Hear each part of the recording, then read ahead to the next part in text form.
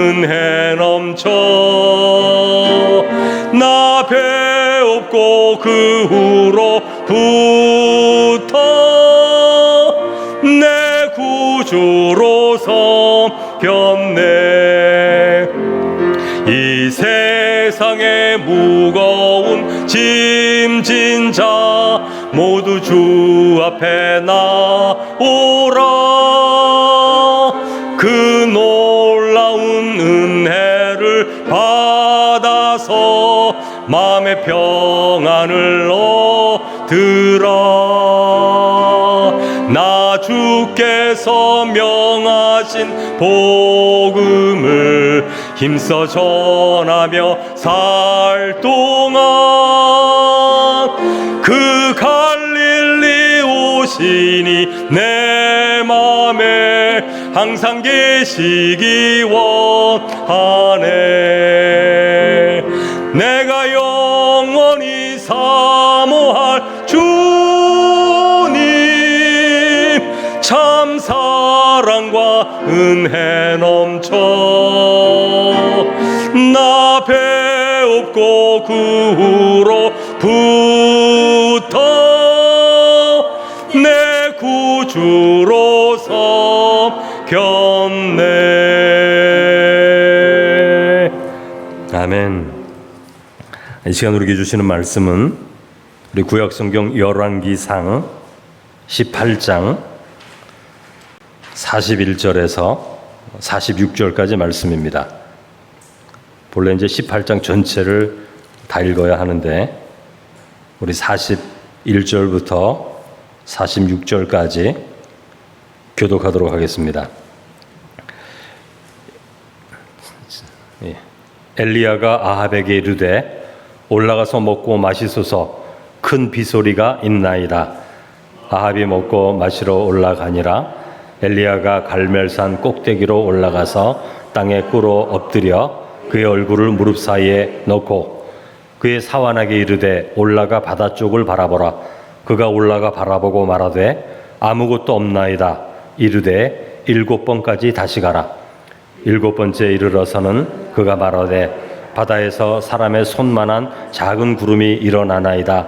이르되 올라가 아합에게 말하기를 비에 막히지 아니하도록 마차를 갖추고 내려가소서 하라 하니라. 조금 후에 구름과 바람이 일어나서 하늘이 캄캄해지며 큰 비가 내리는지라. 아합이 마차를 타고 이스라엘로 가니 여호와의 능력이 엘리야에게 임하매 그가 허리를 동이고 이스라엘로 들어가는 곳까지 아합 앞에서 달려갔더라. 아멘. 우리 좌우 옆에 있는 분들에게 우리의 우상을 다 버립시다. 이렇게 인사하겠습니다. 우리의 마음의 우상을 다 버립시다. 우리의 마음의 우상을 다 버립시다. 오늘 말씀의 주제 가운데 하나입니다. 오늘 말씀의 열왕기상이잖아요. 열왕기라는 말은 왕들의 이야기, 그런 뜻입니다.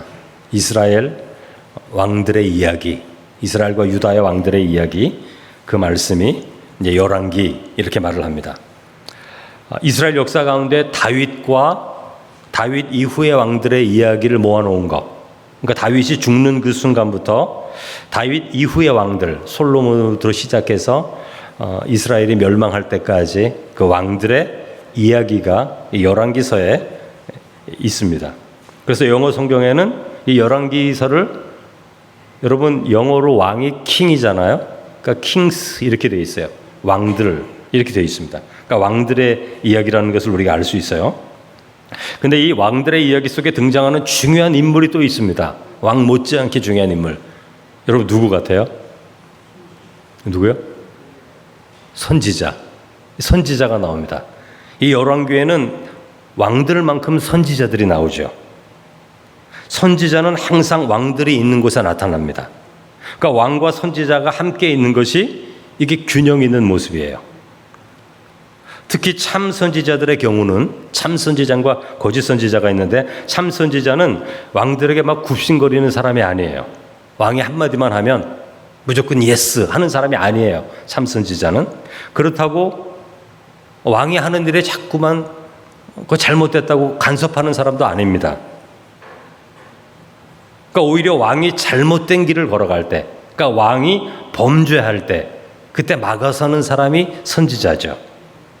그래서 다윗 왕이 밧세바와 동침했을 때 감히 누가 다윗 왕에게 당신이 잘못했다고 누가 말합니까? 나단 선지자가 오잖아요. 나단 선지자가 와서 비유를 들어서 다윗 왕을 꾸짖지 않습니까? 그러니까 다윗이 선지자의 말을 듣고 깨닫고 돌이키잖아요. 회개하잖아요. 그러니까 선지자는 왕 앞에서 진정한 왕이신 하나님의 말씀을 전하는 자들, 선지자죠. 그렇다고 해서 선지자가 왕이 하는 일에 이것저것 다 간섭하는 사람은 아닙니다. 왕이 율법에서 죄를 질 때, 율법을 범할 때, 하나님의 뜻 가운데 나아가지 않을 때 그때 관여하는 거지, 언제든지 관여하는 게 아니에요. 따라서 왕들이 선지자를 늘 좋아하지 않습니다. 두렵기도 하고 또 어떨 때는 의지하기도 하죠. 그런데 선지자는 늘 두렵잖아요. 하나님의 눈으로 자기를 바라보니까 자기 죄가 드러날 것 같으니까 두렵지 않습니까? 그러니까 선지자들을 좀 멀리해요. 우리 구약 성경을 보면 오늘 구약 성경에 남아있는 선지서들이 있죠, 여러분. 12소선지가 있고 이사야, 예레미야, 에스겔 이런 선지자들이 있는데 이 선지자들은 참 선지자들입니다. 거짓 선지자들이 아니에요, 이 사람들은. 그래서 이 선지자들이 인기가 없는 선지자들이에요. 당시대 때에는 인기가 하나도 없었어요. 사람들이 듣기 좋은 말을 하지 않기 때문에. 요즘은 듣기 좋은 말 듣고 싶잖아요. 여러분, 설교를 들어도 나를 인정해주고 나의 연약함도 죄악이라고 하지 않고 이렇게 상담하는 것처럼 말해줘야 그게 기분이 좋고 그래야 우리가 변하지 않습니까? 이렇게 말을 하잖아요. 근데 구약은 그렇게 안 해요. 기분을 하나도 안 맞춰줘요. 너 죽는다 그렇게 말을 하고 너희 아들과 딸은 전쟁터에서 다 죽을 것이다 이렇게 말을 하지, 이걸 간접적으로 막 돌려서 상담을 해주지 않습니다. 선지자는, 참 선지자는. 그러니까 인기가 없죠. 왜 똑같은 말을 해도 기분 나쁘게 할까? 좋게 말해주면 얼마나 좋아요. 그런데 하나님께서 그렇게 말씀하지 말라고 말을 하니까 선지자는 그냥 말씀을 하는 거예요. 기분 나쁘든 좋든 관계가 없습니다. 그래서 그 당시에는 예레미야, 이사야, 에스겔 이런 사람들은 다 거짓 선지자들이에요. 왜 참 선지자가 되죠? 그 말씀이 성취되었을 때 진짜와 가짜가 그때 구별이 되는 거예요. 그래서 성경에 이 사람들만 남는 거예요. 거짓 선지자는 다 사라지고. 여러분, 열왕기도 마찬가지고 역대상하도 마찬가지. 성경을 읽다 보면 그 거짓 선지자들이 나와요. 그 사람들의 이름은 선지서에 없습니다. 구약 성경에. 참 선지자만 남는 거죠. 그렇다고 해서 이 선지자들이 하나님의 진리의 말씀을 선포하는데 하나님이 너 이렇게 말해, 앵무새처럼 말하는 게 선지자가 아닙니다, 여러분. 그게 아니에요. 선지자는 선지자의 열정과 자기의 경험과 그걸 가지고 또 선포를 하는 거죠. 열왕기서를 보면 왕들과 선지자들이 나타나는데 왜 선지자들이 이렇게 많이 나타날까? 왕들이 우상 숭배를 하니까, 왕들이 진리의 말씀을 떠나 행동을 하니까 선지자들이 막 나오기 시작하는 거예요. 왜냐하면 그 길을 브레이크를 밟으려고. 하나님께서 너희들 그 길로 가면 안 되는데 그 길로 자꾸 가니까 선지자가 나오기 시작하는 거예요. 선지자가 이렇게 많지 않은 때도 있어요, 여러분. 근데 선지자가 이렇게 많이 나타난다는 것은 지금 잘못된 길로 나아가고 있다. 그렇기 때문에 선지자를 하나님께서 보내셔서 그 길을 돌이키려고 하는 겁니다. 근데 선지자에게 있어서의 바른 길은 어떤 길이냐 하면 율법을 지키는 길이에요. 다시 말하면, 쉽게 말하면 십계명을 지키는 거. 이게 하나님이 원하시는 길이에요. 십계명 지키는 거. 십계명 가운데 가장 중요한 계명이 뭐죠? 첫 번째 계명. 나 외에 다른 신을 내게 두지 말라. 이 말씀이거든요. 그 신앙은 여기서부터 시작합니다. 다른 신이 있으면 안 돼요. 근데 여기서 다른 신이라고 할 때 오늘 본문에서는 그게 바알신입니다. 바알신. 근데 여러분, 왜 이스라엘 백성이 바알신에게 그렇게 마음을 뺏길까요? 왜 바알 우상을 그렇게 빨리 믿을까요? 아니, 어떤 신이기에 바알신은 하나님을 버리고 그렇게 빨리 바알신에게로 갑니까? 그 이유가 무엇이죠? 여러분, 우상이라고 할 때 그 우상은 매우 현세적입니다. 그게 영원한 게 아니라 아주 현세적이에요, 우상은. 그러니까 이 세상을 살아갈 때 물질적인 행복, 물질적인 성공, 물질적인 번영과 관계가 있는 게 우상이에요. 그게 바알신이에요. 여러분 탈무드에 보면 자녀에게 고기를 낚는 법을 가르치면 평생을 살 수 있지만 물고기를 잡아주면 한 끼밖에 먹을 수가 없다. 그런 속담이 있죠. 그러니까 우상은 당장 급한 것, 물고기 하나 잡아주는 것, 그게 우상이에요. 이 남자와 결혼할까요? 점치는 거 금방 가르쳐줘요. 사주 이렇게 보면 결혼해.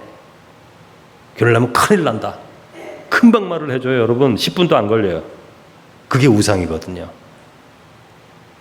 우상은 당장 급하게 물고기 한 마리를 잡아줍니다. 지금 배고프니까 덥석 받아먹죠.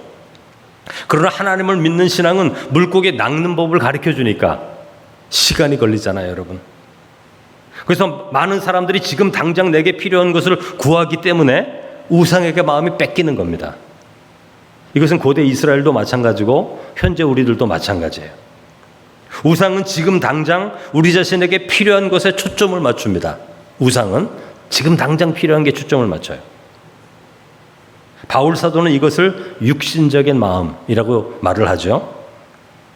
그러나 하나님은 지금 당장 필요한 것이라 할지라도 우리 전체의 삶에, 우리의 영원한 삶에 유익하지 않을 때에는 선택하지 말아라. 이게 하나님의 뜻이거든요. 여러분, 아브라함이 가뭄이 들었어요. 그래서 애굽으로 내려가지 않습니까? 육신을 따라 지금 당장 필요한 것 때문에 선택한 거예요. 애굽으로 내려가자. 애굽에 내려가서 실패하잖아요.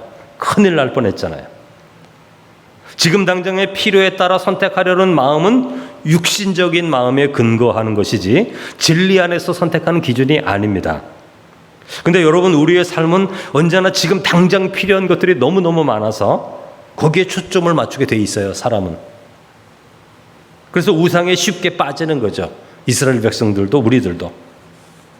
여러분, 사람은 먼 앞날을 보지 못하지 않습니까? 내일도 모르잖아요. 우리는 내일 어떤 일이 일어날지. 따라서 지금 당장 무언가 확실히 붙들 게 있어야 돼요, 우리의 삶에는.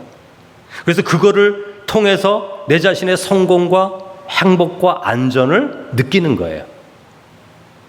그러므로 하나님을 믿는 신앙에는 그래서 믿음이 필요한 거예요. 믿음이 없으면 다 이렇게 됩니다.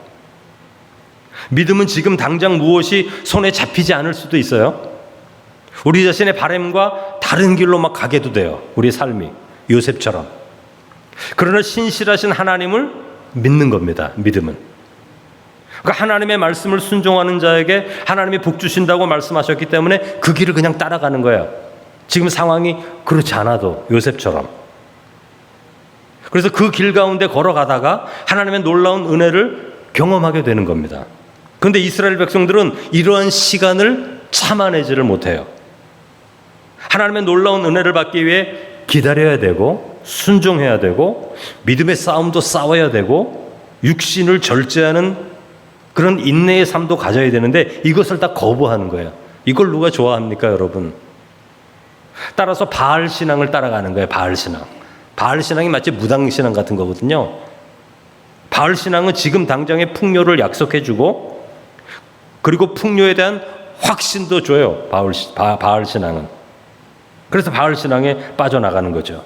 여러분, 우리가 가끔 텔레비전 보면 신천지들이 예배 드리는 거 이렇게 보면 굉장히 기뻐해요, 그 사람들이. 야, 저 사람들 우리보다 더 기뻐하는 것 같네? 그런 생각이 들 정도로. 어떻게 저렇게 기뻐할까? 우리가 보기엔 다 이단일 뿐인데. 그런 생각을 하게 되죠. 여러분, 참 진리에만 기쁨이 있는 게 아닙니다. 거짓 진리에도 기쁨이 있어요. 가짜 기쁨도 기쁨이에요, 여러분. 죄악을 저질러도 여러분 기쁨이 있습니다. 물건을 훔칠 때 기쁘다는 거예요, 마음이. 그래서 또 훔친다는 거예요. 그 짜릿한 쾌감이 있다는 거죠. 죄악에도 기쁨이 있어요. 드라마 한 편을 보면서도 기뻐하잖아요, 여러분. 사실이 아닌 허구적인 소설도 기쁨을 줍니다. 꼭 진리만 기쁨을 주는 게 아니에요. 그러니까 바알 신앙, 우상 신앙도 그 가운데 속해 있으면 기쁨을 경험하는 거예요. 그 기쁨이 참 기쁨이 아닐지라도 기쁨을 경험하는 거예요. 그러니까 거기 있는 거죠. 따라서 육신적 삶을 만족하게 하는 우상과 바알 신앙이 이스라엘 백성들에게 그토록 많은 이유는 이스라엘 백성들이 현세적인 신앙을 추구하기 때문에 그런 거예요. 여러분, 우리가 살아가는 이 시대는 필요한 게 더 많아졌습니다. 그래서 현세적인 삶의 가치를 따라 살아가기에 아주 바쁘죠. 그래서 경쟁합니다. 서로 비교합니다. 그게 이 시대의 문화입니다. 경쟁하고 비교하는 거. 그래서 이런 문화 속에는 자연스럽게 우상들이 생겨나는 거죠. 우리의 마음속에 우상들이 여러분 있습니다. 우리도 모르는 사이에 우리가 자랑하는 것들이 있어요. 성경에서 말하는 진리와 전혀 다른 것을 자랑해요, 우리가. 그러나 그렇게 말하면서도 깨닫지를 못합니다. 제가 최근에 들었던 말을 여러분과 함께 나누려고 하는데 이 우상과 연관이 있어요. 서울은 아니고 어떤 광역시, 큰 도시죠. 성도들이 한 120명에서 150명 되는 안정된 교회. 교회당이 아주 예쁘게 잘 져 있고 저도 그 교회를 압니다. 재정 상태도 굉장히 좋고요. 교회에 속해 있는 장년 신앙인들이 예절이 있고 쉽게 말하면 분위기가 좋은 교회예요. 그 교회가 구도시가 아니라 신도시처럼 개발된 곳이기 때문에 대부분 중산층 이상이 사는 그런 지역입니다. 전문직들이 살아가는 데예요. 그런데 이 교회에 속해 있는 한 분이 이런 말을 해주었습니다. 교회 권사님들이 모여서 서로 이야기를 하다가 이런 말이 되었다는 거예요. 한 분이 자녀가 지금 홍기가 찼는데 우리 교회는 교회가 작아서 크리스찬 청년이 없는 거예요. 그래서 자기 자녀가 크리스찬 배우자를 만나도록 하기 위해서 청년들이 많은 큰 교회로 자녀를 보냈다. 그런 말을 했다는 거예요. 그런데 이 말을 듣고 있었던 거기 참여해 있었던 여러분의 사람들이 있었는데 그런 행동에 그렇지 이렇게 동의를 했다는 거예요. 그러면서도 이분에게 그분이 그러더래요.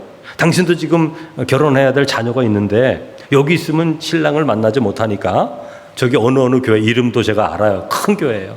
한 10,000명 이상 되는 교회인데 그 교회에 보내라. 이렇게 권면까지 했다는 거예요. 근데 이분이 이 말을 듣고 마음에 실망감이 드는 거예요. 하나님을 믿는 사람들이 왜 이런 말을 할까? 자녀를 결혼시키기 위해서 부모가 다니는 이 교회를 3대 4대 걸쳐왔던 이 교회를 결혼 때문에 떠나라고 이렇게 말을 하는 것이 옳다고 우리가 교회를 선택하고 바라볼 때 그렇게 바라봐야 된다고 혼동이 생긴 거예요. 마음에. 이분은 마음에 이게 전혀 동의가 되지 않는 거예요. 신앙은 그런 게 아니기 때문에. 여러분 이 이야기 속에서 무엇이 느껴지나요? 마음속에 우상이 있잖아요. 매우 현실적이고 현세적인 생각이잖아요. 여러분 이러한 생각 속에서는 하나님의 놀라운 능력과 은혜를 볼 수가 없습니다. 저 들판에서 훈련되는 다윗을 상상할 수가 없어요. 광야에서 홀로 하나님의 음성을 듣고자 하였던 세례 요한의 몸부림치는 그 신앙을 이해할 수가 없습니다. 경험하려고 하지도 않죠. 골방으로 들어가라는 주님의 말씀을 이해하지도 못할 것이고 십자가를 지고 가라는 말씀은 받아들일 수도 없지요. 이러한 시대가 엘리야가 살던 시대고 우리가 살아가는 시대이기도 합니다. 우상이 분별이 되질 않아요. 성도에게도. 따라서 열왕기상 17장에 보면 오늘 읽지는 않았습니다만 17장부터 엘리야 선지자가 나타나는데 엘리야 선지자가 나타나자마자 첫 사역 아합 왕에게 뭐라 그럽니까? 이 아합 왕은 그 부인이 이세벨 아주 유명한 여인이죠. 시돈 이방 땅 시돈 왕인 엣바알의 딸 장인어른의 이름에 바알이 들어가요. 그러니까 바알을 잘 믿는 이방 여인의 딸 이세벨이죠. 근데 이 아합은 이스라엘의 바알 종교를 번성시킨 사람, 부흥시킨 사람이에요. 그러니까 사마리아가 수도인데 북이스라엘에 그 수도에 바알의 신전을 지어서 예배를 드린 사람, 이 사람이 아합입니다. 그래서 이 엘리야가 이 아합 앞에 와서 하나님의 심판의 말씀을 선포하는 게 17장 1절 말씀인데 뭐라고 선포하죠? 수년 동안 비도 이슬도 있지 아니하리라 이렇게 선포하죠. 비가 오지 않을 것이다 수년간. 그리고 엘리야는 선지자를 박해하고 죽이는 이스라엘을 떠나서 이방 땅 시돈에 가서 3년간 숨어 지냅니다. 그리고 3년이 지났을 때에 엘리야가 다시 이스라엘에 나타나는데 그게 18장 말씀이에요. 그러니까 하나님께서 아방 앞에 서도록 보내시는데 3년의 가뭄은 이스라엘 백성들에게 많은 고통이 됐을 거예요. 여러분, 왜 하나님께서 이런 고통을 주실까요? 3년간의 가뭄. 여러분, 얼마나 사람들이 불편했을까요? 우리는 장마철에, 여러분, 장마철 지나면 곧 며칠 되지도 않는데 수박값이 5만 원이나 돼서 제가 마음이 얼마나 불평했는지 몰라요. 5만 원짜리 수박을 어떻게 먹습니까, 여러분? 한 17,000원 정도 돼야 먹지. 아니, 그 며칠 장마 있다고 삶이 이렇게 불편하다고 불평을 했는데 저는, 아니, 3년간 가뭄이 들었어요. 얼마나 많은 불평이 있었을까요? 왜 하나님이 이런 고통을 주셨을까요? 이스라엘 백성을 돌이키기 위해서. 여러분, 바알은 풍요의 신이에요. 풍요의 신이기 때문에 비를 관장하는 신이에요. 비를 관장하는 신. 당신은 농경문화이기 때문에 가장 중요한 게 비입니다. 그리고 풍년이에요. 그래서 하나님께서 비를 그치는 거예요. 바알은 진짜 신이 아니다. 바알이 풍년을 준다고, 비를 관장한다고 3년간 비를 내리질 않아요. 하나님께서 이스라엘에. 유다 마찬가지 그쪽 지역 전체에 비를 내리지 않아요. 그러니까 바알이 거짓 신임을 하나님이 증거하는 거예요. 그러니까 가뭄은 큰 고통인데 이 고통은 바알이 우상일 뿐이라는 것을 배우게 하는 하나님의 교육이었죠. 하나님께서 하나님의 자녀들을 돌이키게 하기 위한 이 선택은 고통 가운데 있는 하나님의 구원의 뜻이 있는 거죠. 따라서 깨닫는 자는 돌이킵니다. 3년 동안 비가 안 오면 믿음이 있는 사람은 돌이키는 거예요. 바알은 거짓신이다. 비를 관장하지 않는다. 용사를 관장하지 않는다. 깨닫는 사람은 돌이키는 거죠. 그러니까 하나님은 이스라엘 백성들의 마음에 있는 그 우상에 대한 그 믿음에 대한 틈을 내기 위해서 이런 고통을 사용하시는 거죠. 그 열왕기상 18장 16절에서 19절을 보면 엘리야가 아합 왕에게 이제 3년 만에 나타나서 하는 말이 바알 선지자 450명을 갈멜산으로 모이게 하십시오. 누가 참 신인가를 증명합시다. 그래서 아합이 이스라엘 전국에 소식을 전해서 바알 선지자 450명을 갈멜산에 불러 모읍니다. 이때 이스라엘 백성들도 함께 갈멜산에 올라와요. 사람들은 바알과 여호와 하나님의 능력 중에 무엇이 참인가를 알고자 하는 거죠. 여러분, 우상 신앙이 꺾어지려면 어떻게 해야 되죠? 우상이 무기력하다는 것을 알면 꺾어지잖아요. 여러분, 돈이 우상인 사람은 돈으로 할 수 없는 것이 있다는 것을 알면 더 이상 돈이 우상이 되지 않습니다. 그래서 꺾어지는 거예요. 돈이 우상인 사람은. 그래서 지난 3년간 기근과 가뭄을 통해서 바알이 참신이 아닐 수도 있다라는 마음이 이스라엘 백성들의 마음에 조금이라도 생기지 않습니까? 그때에 엘리야는 바알의 선지자와 여호와의 선지자의 대결을 요청하는 거예요. 그래서 450명 대 1 이렇게 서 있지 않습니까? 근데 규칙이 있습니다. 송아지 2마리를 가져오고 각각 제사장들이 소를 잡지어 자기 신에게 번제단을 쌓습니다. 그리고 불만 붙이지 않은 채 제사장들이 자기의 신에게 간구해서 불로 응답하면 그 신이 참 신이다. 이렇게 규칙을 정했죠. 서로가 다 동의했습니다. 그러니까 우상과 참신의 기준은 응답하는 신이다.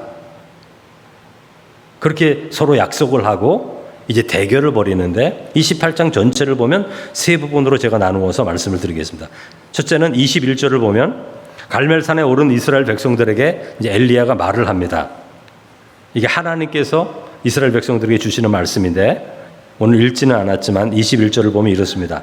너희가 어느 때까지 둘 사이에서, 둘이 누구죠? 하나님과 바알 둘 사이에서 머뭇머뭇하려느냐. 여호와가 하나님이면 그를 따르고 바알이 만일 하나님이면 그를 따를지니라. 백성이 말 한마디도 대답하지 아니하는지라. 이렇게 돼 있어요. 여러분, 우리의 삶에 우상이 있다는 것을 어떻게 알죠? 나 하나님을 믿는데, 나 목사인데. 여러분, 목사가 자기의 삶에 우상이 있다는 걸 어떻게 여러분 판단할 수 있을까요? 오늘 말씀에 비추어서 엘리야의 말하는 것처럼 둘 사이에서 머뭇머뭇거리면 이게 우상이 있는 거예요. 우리가 알지 못하는. 여러분도 이 둘 사이에서 머뭇머뭇거리면 그 안에 뭐가 있는 거예요, 지금. 여러분 엘리야의 말을 한번 잘 보십시오. 여호와가 하나님이면 그를 따르고 바알이 하나님이면 그를 따르라. 이렇게 말을 합니다. 왜 이런 말을 하죠? 우리의 마음과 행동이 따라가는 것이 바로 우리가 믿는 신이에요. 하나님 믿습니다. 이게 신이 아니에요. 우리가 하나님을 믿는 게 아니에요.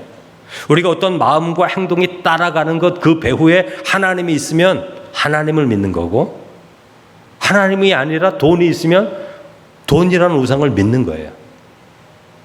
여러분, 이것이 중요한 것입니다. 우리가 지금 무엇을 따라 결정하고 판단하는 것을 살펴보면 그 배후에 우리의 믿음이 무엇인가가 나오는 거예요. 그런데 엘리야의 말을 듣고 이스라엘 백성들의 태도는 백성들이 한마디도 대답하지 아니하는지라, 이렇게 기록되어 있죠. 하나님과 바알 가운데서 아무것도 선택하지 않겠다는 뜻인데, 이러한 태도는 하나님을 떠났다는 뜻이죠. 여러분, 우리는 중간지대에 서려고 하는 마음을 가질 때가 있어요. 신앙 안에서. 다른 거는 뭐 관계없습니다. 믿음 안에서. 근데 믿음의 자리에는 중간지대가 없어요. 중간지대에 서려고 하는 자리는 불순종의 자리입니다. 이걸 우리가 잘 알아야 됩니다. 여러분, 우리의 신앙에는 선택의 순간을 맞이합니다. 신앙은 선택이에요. 하나님을 믿는다는 것은 선택한다는 뜻이에요. 이 선택이 우리 자신과 우상을 구별하는 거예요. 분명한 경계선을 만드는 것입니다. 그런데 이스라엘 백성들은 선택하지 않아요. 한마디도 대답하지 않습니다. 여러분, 믿음은 확신을 갖는다고 믿음을 갖는 게 아니에요. 확신 없이도 믿음 생활을 할 수 있습니다. 확신이 있다고 그게 믿음이 아니에요. 확신이 없어도 믿음의 결단을 할 수 있습니다. 여러분, 믿음이라는 것은 이것이 될까 안 될까 그런 게 믿음이 아닙니다. 믿음은 하나님을 믿는 겁니다. 하나님을 믿고 어떤 일을 합니다. 실패할 수도 있어요, 여러분. 근데 믿음으로 한 거예요. 하나님 없이 성공할 수 있어요. 하나님 믿지 않고도 성공할 수 있어요. 여러분, 믿음이라는 것은 이게 잘 될까 안 될까 그런 게 아닙니다. 이게 하나님의 뜻이기 때문에 순종하며 나아가는 거, 그냥 그게 믿음인 거죠. 그러니까 이스라엘 백성이 둘 사이에서 머뭇거리는 이 행동인 실은 믿음의 삶, 영적 삶에 있어서 가장 최악의 자리가 이 자리죠.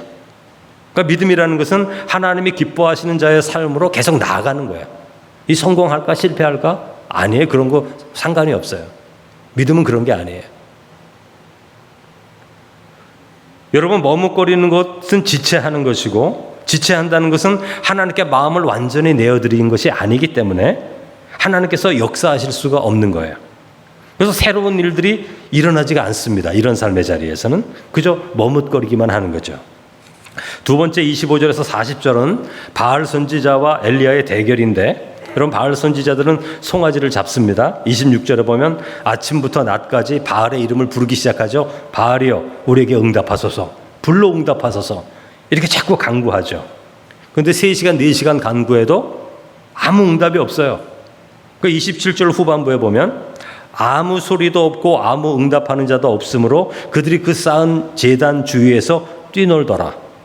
응답이 없으니까 시간이 가니까 조급하잖아요. 그 제단 주위를 뛰어다니는 거예요. 더 열정적으로 손을 들고 더 크게 소리치면서 무당 굿하듯이 열심을 다합니다. 근데 시간이 지나도 아무 일도 벌어지지 않아요. 그러니까 엘리야 선지자가 조롱하죠. 너희 신은 잠자는가 보다. 너희 신은 지금 묵상하는 시간인가 보다. 더 크게 소리쳐라. 이렇게 조롱을 하니까 28절에 그들의 규례를 따라 피가 흐르기까지 칼과 창으로 그들의 몸을 상하게 하더라. 이렇게 말을 하고 있죠.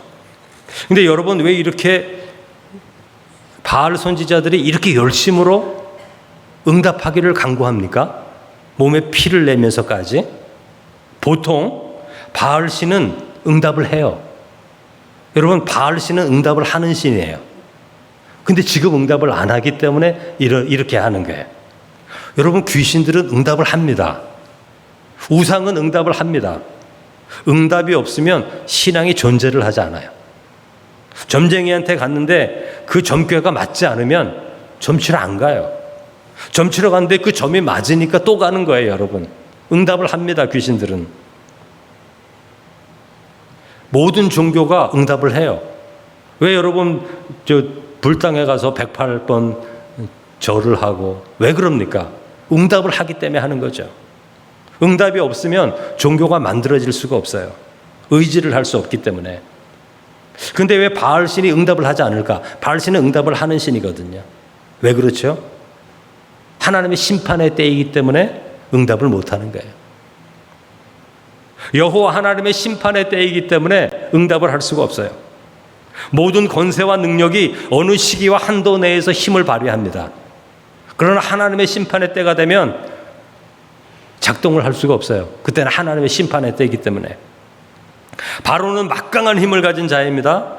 그러나 출애굽 때가 되니까, 하나님의 구원의 때가 되니까 바로는 힘을 발휘할 수가 없어요. 그러므로 출애굽하는 거예요. 해방되는 거예요.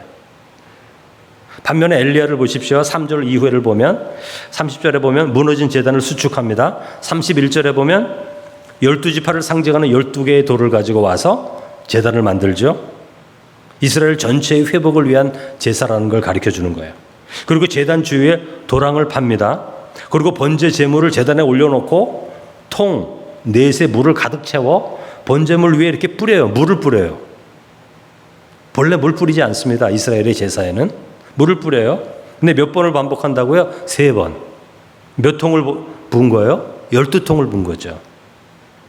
12번. 이것도 12지파를 상징하는 거죠. 물은 씻음을 의미하는 거예요. 죄로부터 씻음을 뜻하는 겁니다. 회개를 뜻하는 거죠. 그래서 제단과 제물과 제단 주위의 도랑에 물이 가득합니다. 여러분, 불을 끌 때 물로 끄지 않습니까? 근데 지금 불의 응답을 기다리면서 물을 제단에 뿌린단 말이죠. 이게 무슨 뜻이에요? 이게 불리함을 의미하는 거예요. 스스로 엘리야가 자신의 불리함, 이게 불리하잖아요. 불리함을 뜻하는 거예요. 그 스스로 불리함에 처하는 거예요. 인간의 노력이 아니라 하나님의 능력을 온전히 나타나기 위해 인간적인 불리함을 감수하는 거예요. 엘리야는 인간적인 수를 전혀 쓰지 않습니다. 엘리야의 목적은 이기는 게 아니에요. 하나님의 영광이 드러나는 거예요. 하나님이 참신임을 나타내는 거예요. 그러니까 어떤 인간적인 수를 쓰지 않고 오히려 불리하게 자신을 몰아가죠.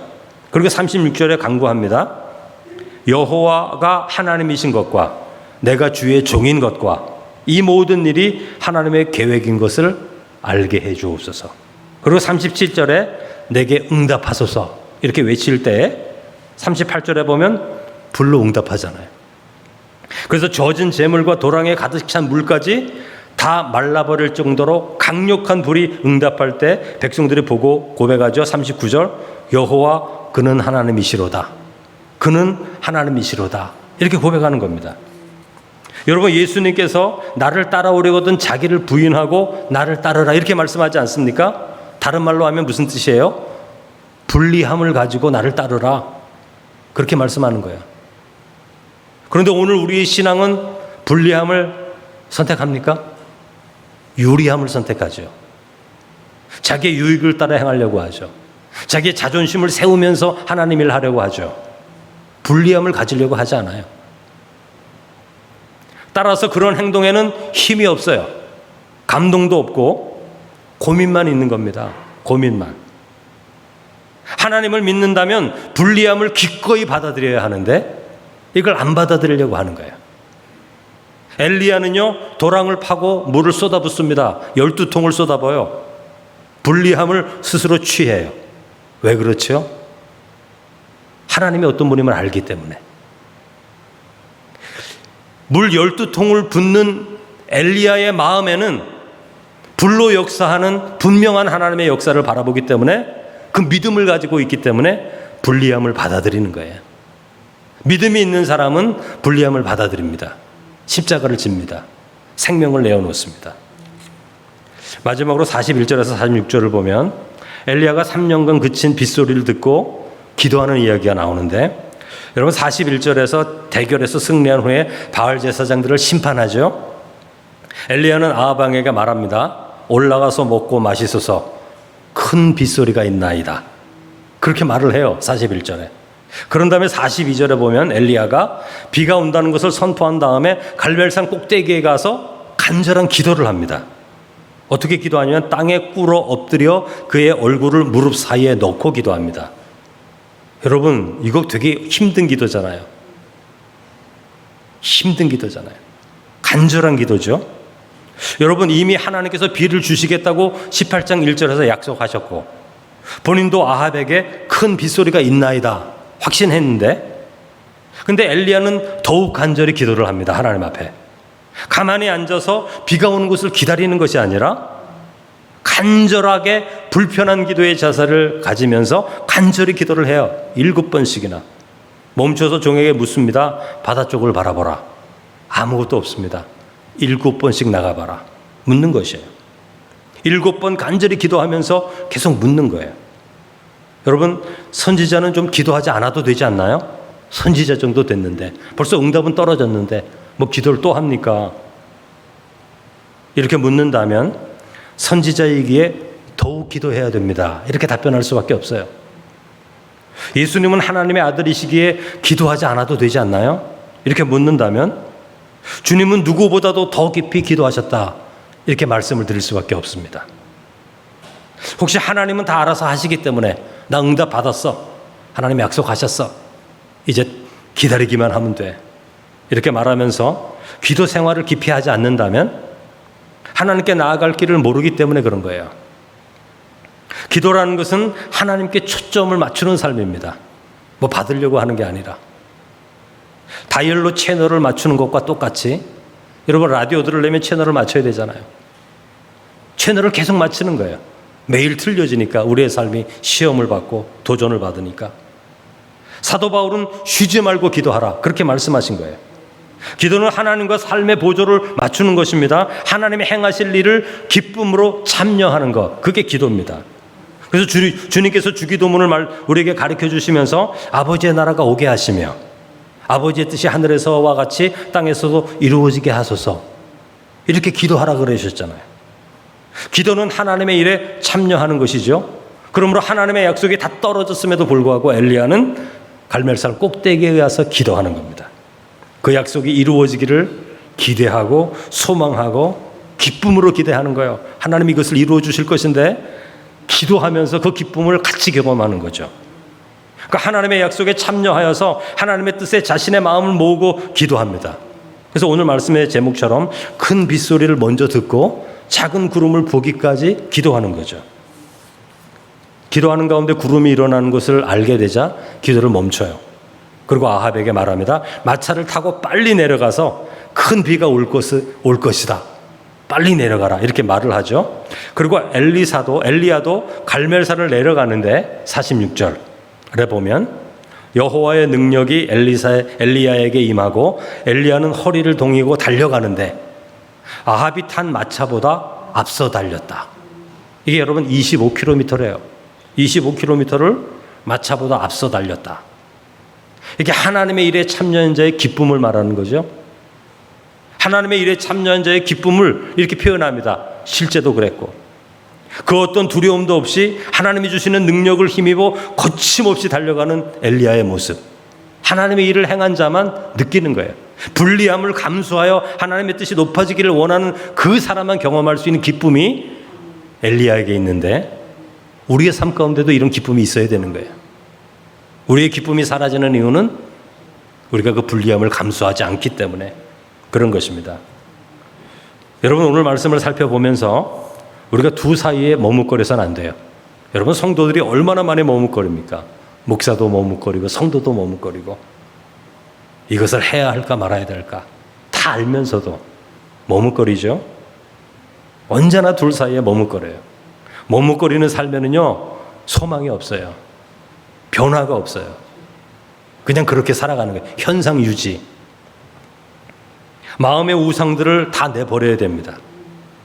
하나님의 약속을 붙들고 믿음으로 나아가 하나님의 약속이 이루어지는 큰 기쁨을 우리가 누릴 수 있어야 돼요. 하나님이 그걸 원하시는 것이죠. 엘리야처럼 마차보다 더 빠르게 달려 나아갈 수 있는 그 큰 기쁨. 하나님이 3년간 멈춰뒀던 그 하늘에서 빗소리를 내신다. 그 기쁨을 가지고 달려가는 엘리야의 발걸음과 그 벅찬 가슴을 우리도 믿음의 삶 가운데 다 함께 누릴 수 있기를 주님의 이름으로 축원합니다. 우리 시간 다 함께 기도하실 때 우리 말씀을 생각하시면서 우리 기도하시겠습니다. 하나님과 세상 가운데서 머뭇거리지 않도록, 하나님 우리 스스로 생각하기에 난 믿음 좋아, 나는 목사고 중직자고, 여러분 그렇지 않습니다. 머뭇거립니다. 언제나 머뭇거립니다. 머뭇거림 속에 한 발자국 내어 딛는 것, 그게 믿음이고 순종이죠. 하나님의 영광과 하나님 나라를 위해서 머뭇거리지 않고 진리의 길, 옳은 길, 불리함을 감수하는 믿음의 길로 나아갈 수 있는 믿음을 달라고 기도해 주시고, 우리의 마음 가운데 있는 모든 우상들, 이것 때문에 안전하고 이것 때문에 보호받는 것처럼 느끼는 것, 하나님이 아닌 것들, 그 모든 것들을 다 내려놓게 해 주옵소서. 또 늘 기도하며 하나님의 뜻 가운데서 하나님 인내하는 자 되게 해 주옵소서. 기도하지 않으면 불평하게 됩니다. 하나님의 뜻 안에서 기도함을 통해 채널을 하나님께 늘 맞추는 하나님의 백성으로 하나님의 일에 참여하는 하나님의 성도가 되게 해달라고 이 시간 주여 한번 크게 부르신 후에 다 함께 기도하겠습니다. 주여! 은혜와 사랑이 충만하신 하나님 아버지 감사합니다. 주님의 사랑과 은혜 안에서 저희들 아버지 또 새날을 우리에게 허락하여 주시고 오늘 이 저녁 시간에 하나님께 예배하며 우리의 마음을 드리기를 원합니다. 엘리야가 살던 그 시대와 같이 오늘도 우상들이 판을 치는 이 세상 가운데 하나님을 믿는 성도들의 삶 가운데도 언제나 그 두 길 가운데 머뭇거리는 아버지 머뭇거림이 지체됨이 우리의 삶에 있음을 주 앞에 고백을 합니다. 사랑이 많으신 아버지 하나님, 하나님과 바알신 앞에서 하나님과 인간적인 세속적인 성공과 복 앞에서 무엇을 선택해야 될지 하나님께서 예수 그리스도의 십자가의 사랑을 통해 우리에게 보여주셨는데 아버지 머뭇거리지 않게 하시고 아버지 하나님의 기꺼이 기쁜 마음으로 하나님께서 우리에게 인도하여 주시는 그 믿음의 길을 선택하며 나아갈 수 있게 하시고 그 길이 우리에게 불리한 삶의 길일지라도 엘리야처럼 담대하게 아버지 그 모든 재물의 12통이 되는 아버지 하나님이여 물통을 쏟아부으며 하나님께서는 그것보다도 더 위대하신 하나님임을 믿고 기대하고 소망하는 그 믿음의 행동을 오늘 우리의 삶 가운데도 감당할 수 있는 은혜를 저희 가운데 허락하여 주시기를 간절히 원하오니 위대하신 하나님을 믿는다 하면서도 작은 것도 감당하지 못하는 어리석은 자가 되지 않게 하시고 하나님께서 위대하신 하나님이시라면 오늘도 우리의 삶의 자리에서 위대한 헌신으로 하나님 앞에 위대한 순종으로 나아갈 수 있는 하나님의 자녀들이 될 수 있게 하여 주시옵소서. 더 이상 하나님과 세상 가운데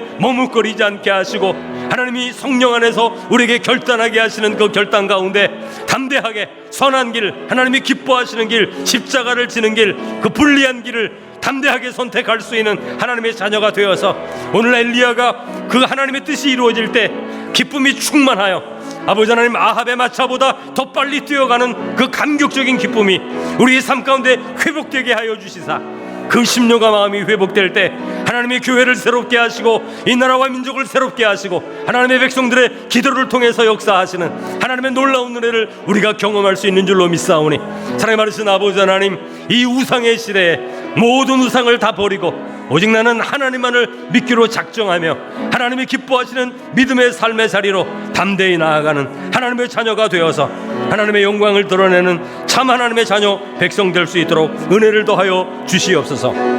아버지 하나님, 하나님의 역사에 참여하는 하나님의 귀한 자녀들이 되게 해 주옵소서. 쉬지 않고 기도함을 통하여 늘 우리의 삶의 채널을 하나님께 맞추며 하나님의 살아계심에 우리의 발걸음을 일치시켜서 하나님이 기뻐하시는 그 길로 나아갈 수 있는 하나님의 자녀가 되게 하시고 모든 헛된 우상들 아버지 하나님의 다 내려놓게 하시고 진실한 마음으로 겨자씨와 같은 신앙을 가지고 우리 눈에 보기엔 볼품없지만 하나님께서 이 가운데 함께 하심을 믿고 땀 흘려 수고하고 헌신하는 하나님의 자녀가 되게 하여 주시옵소서. 믿습니다.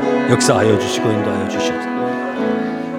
우리 지금 기도하실 때 우리 하나님의 교회, 우리 이태원 제일교회를 위해서 기도하시고 하나님 이 지역 이태원 지역에 세워주셨는데 하나님 이태원 지역은 사람들의 쾌락을 쫓는 그런 지역입니다. 그 쾌락보다도 더 값진 기쁨, 그 감격, 그 구원의 기쁨을 이태원 제일교회를 통해서 이태원에 속해 있는 하나님의 교회들을 통하여 오가는 모든 젊은이들과 사람들 가운데 참된 구원의 기쁨을 전할 수 있는 교회가 되게 해주시고 또 하나님의 교회가 예수 그리스도 안에서 아름답게 성장하는 교회로 새로워지게 하시고, 우리 공동체 안에 더럽고 추악한 죄악들이 소멸되게 하시고, 하나님의 성령 안에서 우리가 정말 믿음으로 하나 되어지고 사랑하고 축복하는 믿음의 공동체 되기 전에 하나님께서 이 교회에 어떻게 축복하실 수가 있겠습니까? 하나님, 진실로 하나님의 복을 받는 자 되기 위하여 하나님 보시기에 아름다운 자로 서게 해 주옵소서. 기도해 주시고, 또 이 나라와 민족과 이 세상을 향해 기도할 때 하나님, 이 세상에 평화가 없지만 우리 하나님께서 평화를 주시는 줄로 믿습니다. 하나님의 평화가 이 나라, 이 땅, 온 세상 가운데 넘쳐 흐를 수 있도록 은혜 베풀어 주시고, 세계 흩어져 있는 교회들의 중보 기도와 간구와 믿음의 헌신과 또 선교사님들의 사역들을 통해 이 세계가 하나님께 돌아오는 그 놀라운 은혜를 허락해 달라고 우리 주여 한번 크게 부르신 후에 기도하겠습니다. 주여! 은혜와 사랑이 충만하신 하나님 아버지, 주의 몸된 교회 이태원 제일교회를 하나님이 기억하시고 이 지역 가운데 오래전에 교회를 세우시고 하나님의 믿음의 공동체를 세우셔서 하나님의 구원의 기쁨, 구원의 큰 생명의 역사를 이루시기를 원하시는 줄로 믿사오니, 사랑이 많으신 주여, 이 지역을 위하여 중보하며 믿음으로 나아갈 때에 사랑이 많으신 주여, 세상의 쾌락을 쫓으며 온 이 지역 가운데서 하나님의 복음의 음성을 듣고 그 말씀을 듣고 하나님이 우리 가운데 주시는 참 그 기쁨의 소식을 들을 수 있는 아버지 하나님, 그 일을 감당할 수 있는 하나님의 교회, 이태원 지역의 교회들이 될 수 있도록 은혜를 더하여 주시기를 간절히 원하고 기도하오니, 아버지, 이 땅과 이 지역 가운데 하나님의 평화가 이루어지고 하나님의 놀라우신 은혜가 차고 넘침으로 구원의 큰 기쁨이, 구원의 큰 능력이 이 지역 가운데 차고 넘칠 수 있도록 은혜 위에 은혜를 더하여 주시기를 간절히 소원하옵나이다. 믿음으로 기도하며 나아갈 때 우리 신앙의 아름다운 공동체를 세워가, 우리가 서로 다르고 우리가 서로 아버지 하나님의 모든 것이 다를지라도 예수 그리스도 한 분을 통하여 온전히 하나됨을 이루어가는 믿음 안에서 새 힘을 얻는 하나님의 자녀들이 다 될 수 있도록 은혜를 더하여 주시기를 간절히 원하고 기도하옵나이다.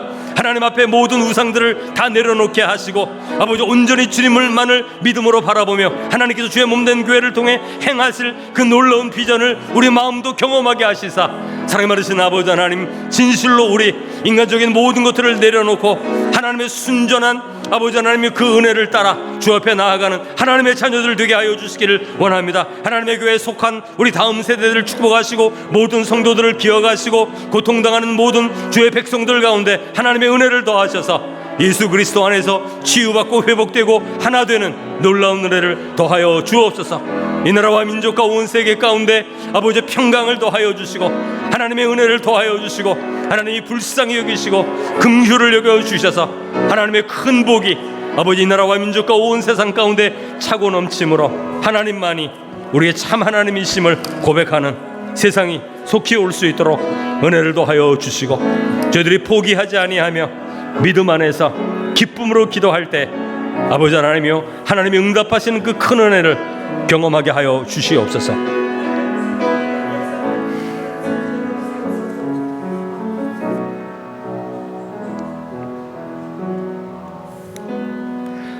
사랑이 많으신 아버지 하나님, 우리의 마음 가운데 하나님을 믿는다 하면서도 우상들이 있습니다. 하나님보다 더 귀하게 여기는 우상들이 우리 가운데 있음을 주님 앞에 고백합니다.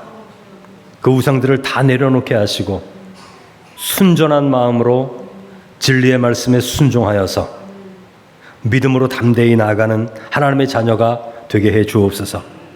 엘리야는 재물 위에 12통의 물을 붓습니다.